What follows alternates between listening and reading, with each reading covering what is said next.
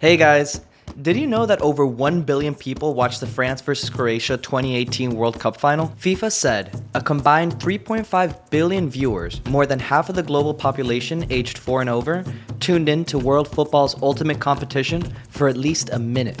The World Cup consistently brings in some of the largest broadcasted viewership in an event, making it a battlefield for brands fighting to be on screen. Brands like Adidas, Coca-Cola, and Visa spend millions of dollars to try to partner with FIFA in order to get sponsorship deals, but by far the biggest spender in the sponsorship of this World Cup has been Qatar. The nation spent $220 billion in order to host the tournament and got the nomination through bribes and backroom channeling. The whole ordeal has further tarnished the reputation of FIFA's organizing body. And the recent public implosion of Adidas' partnership with Ye after his anti-Semitic rants has transformed the way that brands decide on how to choose their sponsors. So let's take a look at the history of sponsorships to figure out how we got to today. We can trace the history of sponsorships as a marketing tool all the way back to the Roman Republic.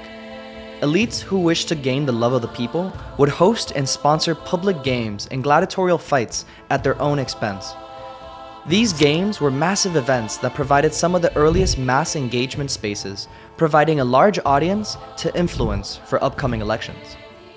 Augustus, the first Roman emperor, was well known for his hosting of public games and sponsoring countless extravagant spectacles to gain popularity among the Roman people after years of prolonged civil wars and famine. After the collapse of the Roman Empire and the emergence of many kingdoms across Europe, many royal and noble families took up sponsoring the arts as a new marketing and political tool. One of the best known families of this period was the Medici, a noble merchant family who went on to sponsor countless artists like Brunelleschi, Donatello, and Michelangelo. Their patronage of artists served as a way to enrich Florence and its people during the Renaissance, but also to reaffirm their power and influence in society. Royalty and nobility continue to play a pivotal role for sponsorships going into the industrialized and modern world. Royal warrants made by the British Crown during the peak of its empire were the greatest sponsorship a brand could dream of. These warrants were an official government declaration that the brand was recommended by the Crown itself. Just imagine if that level of brand ambassadorship was around today. How many brands would fight tooth and nail to be the king's favorite? Well, Twinings Tea was one of those lucky companies awarded a royal warrant early on and saw a steady booming success in the market even to today.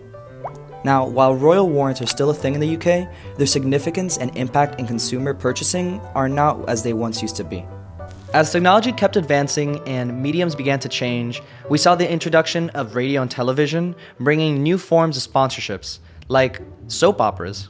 Financed by P&G to advertise soap and other family commodities to a mass audience in the early 20th century, their media sponsorship campaign was a massive success in creating many popular radio and TV shows from the 1940s until their last show, As the World Turns, which ended just in 2010. But with the advent of the internet and social media, the world of sponsorship has changed once again. While artists and celebrities had been held as the obvious partners for brands to sponsor, the internet completely upended marketing and public relations, as scandals and everyday influencers were dominating public attention. Now that everyone has access to a fully active media presence in the public space, people have the power to become influencers and brand ambassadors, and also the power to destroy their public perception and partnerships through a few hateful tweets. So the question is, how does a brand know who or what to choose?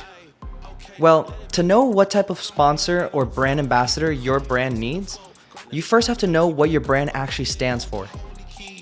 Too many companies are going out and looking for the biggest celebrity, icon, or influencer without taking a full scope of their values and what they actually care about. Brands need to have their values and purpose clearly laid out so that they can select from a specific group of people that are actually passionate about their cause.